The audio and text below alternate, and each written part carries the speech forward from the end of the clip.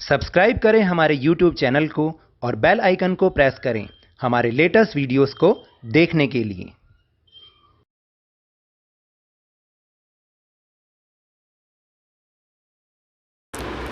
Hello and welcome to Lavneesh sir की class. आज की ये शिक्षा निदेशालय राष्ट्रीय राजधानी क्षेत्र दिल्ली की वर्कशीट नंबर 8 जो कि कक्षा 6ठी के विद्यार्थियों के लिए है।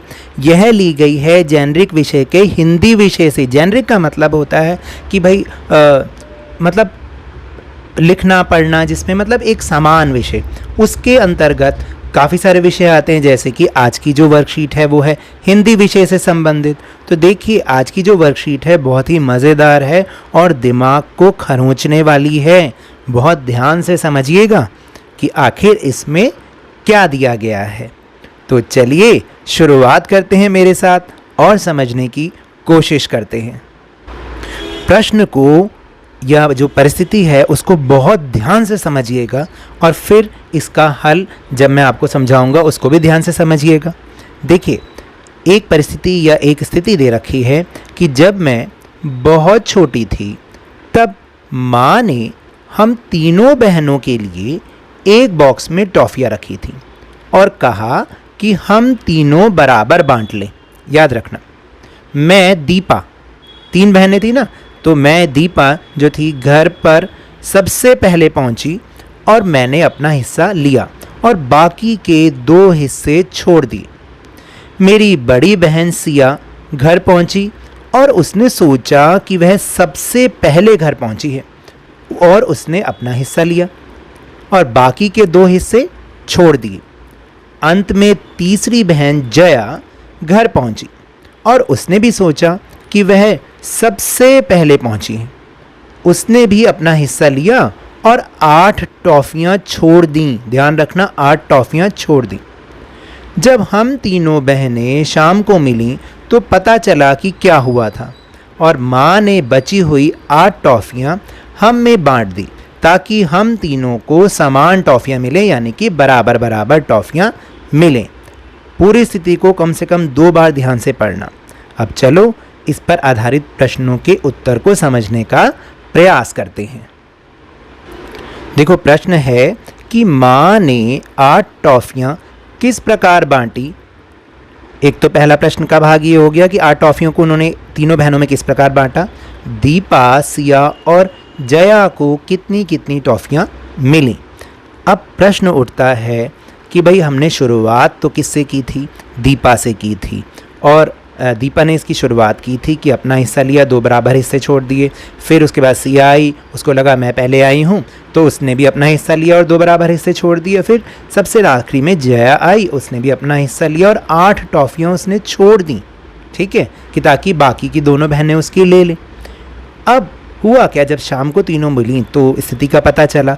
अब हम पता लगाते हैं कि सबसे पहले तो हमें ये पता लगाना पड़ेगा आखिर बॉक्स में टॉफ़ियाँ कितनी थी। तो इसके लिए आप नीचे से शुरू करें, यानी जो सबसे बाद में आई अगर हम वहाँ से शुरू करें तो हम सबसे पहली वाली स्थिति यानी जब दीपा घर में आई थी तब कितनी टॉफ़ियाँ थी बॉक्स में वो हमें पता लग जाएगा। फिर उसके बाद हमें पता चल जाएगा कि दीपा, जया और सिया को कितनी कितनी टॉफ़ियाँ मिली और फिर जो बाकी बची हुई 8 टॉफ़ियाँ थीं वो माँ ने किस प्रकार बांटी। तो याद रखना, देखिए सबसे आखिरी में कौन आई थी, जया आई थी, जया। ठीक है, जब जया आई तो उसने अपनी टॉफ़ियाँ लेकर 8 टॉफ़ियाँ छोड़ दी। क्यों छोड़ी 8 टॉफ़ियाँ, क्योंकि बाकी दोनों उसकी बहनें थी तो दोनों वो बराबर बराबर बांट लें, इसलिए उसने सोचा 2 बहनें हैं तो वो 4 और 4 बांट लेंगी, यानी 4 और 4 टॉफ़ियाँ बांट लेंगी। तो बॉक्स में 8 टॉफ़ियाँ छोड़ी यानी उसने अपनी भी 4 ले ली होंगी। तो जब उसने अपनी 4 ले ली तो बॉक्स में उस समय कितनी टॉफ़ियाँ थी जब जया आई, 12 टॉफ़ियाँ थी। कितनी टॉफ़ियाँ थी, 12 टॉफ़ियाँ। कब, जब जया घर पर आई थी। अब उससे पहले कौन आई थी बीच में, यानी सिया आई थी। याद रखना, सिया आई थी। जब सिया आई उसके सामने 12 टॉफ़ियाँ पड़ी हुई थीं, मतलब उसने 12 टॉफ़ियाँ छोड़ी क्योंकि उसको लगा कि मेरी जो बाकी की 2 बहनें हैं वो 6 और 6 टॉफ़ियाँ ले लेंगी, यानी उसने भी तो अपनी 6 टॉफ़ियाँ ली होंगी तभी उसने बाकी की टॉफ़ियाँ छोड़ दी थी, यानी 2 हिस्से छोड़ दिए थे ना उसने, हमने पढ़ा है ऊपर। तो जब सिया घर पर आई तो कुल टॉफ़ियाँ उस समय कितनी थी, 18 टॉफ़ियाँ। ठीक है, यहाँ पर हम ऐसे लिख देंगे 18 टॉफ़ियाँ।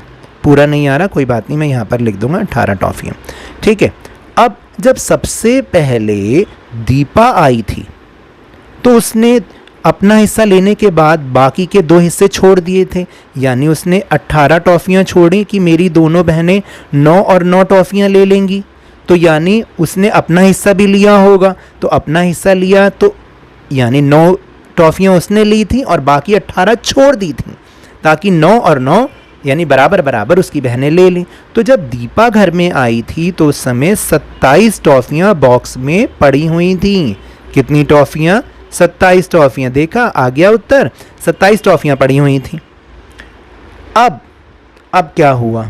जब दीपा आई उसने 27 टॉफ़ियों में से 9 ली, 18 छोड़ दी। सिया आई, उसने क्योंकि 18 ही पड़ी थी, उसको लगा 6 मैं अपने ले लेती हूँ, 12 उसने छोड़ दी। अब जब जया आई उसके सामने जो है कितनी टॉफ़ियाँ बची थीं?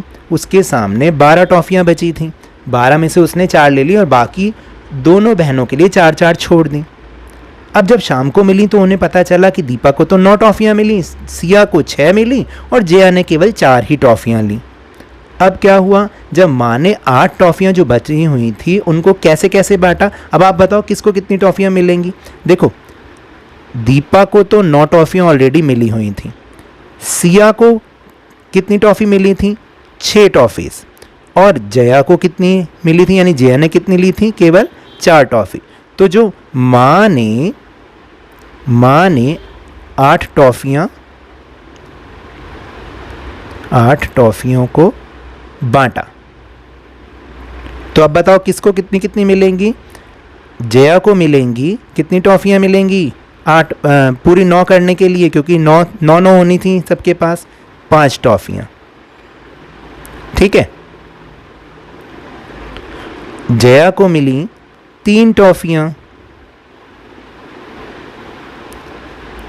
और दीपा को कितनी मिली? 1 भी नहीं मिली, क्योंकि उसके पास तो ऑलरेडी 9 टॉफ़ियाँ थीं। तो इस तरह से तीनों बहनों को 9 टॉफ़ियाँ मिल गईं। अब आपको समझ में आया कि करना कैसे था? फिर दूसरा प्रश्न है कि माँ अपनी तीनों बच्चियों से कैसा व्यवहार करती थी? तो इसका उत्तर तो देखिए बहुत सरल है कि माँ अपनी बच्चियों से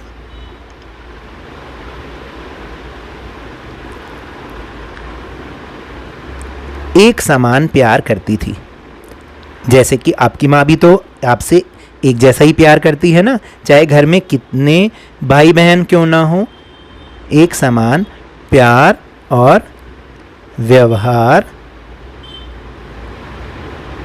करती थी, है ना भाई। हर माँ की तरह जो इन तीनों बच्चियों की माँ थी वो भी अपनी बच्चियों से एक समान प्यार और व्यवहार करती थी। तो ये है इसका उत्तर। अब तो देखो तीसरा प्रश्न है कि सारी बात का पता चलने पर जया को कैसा महसूस हुआ होगा? तो देखिए इसका उत्तर ये हो सकता है कि सारी बात पता चलने पर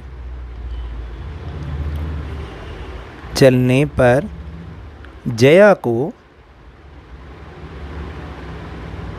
अपने आप पर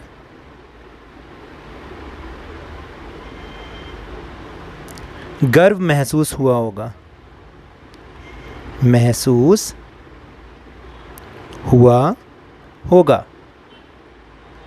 क्यों हुआ होगा आप बताओ भाई? क्योंकि उसने ईमानदारी दिखाई थी।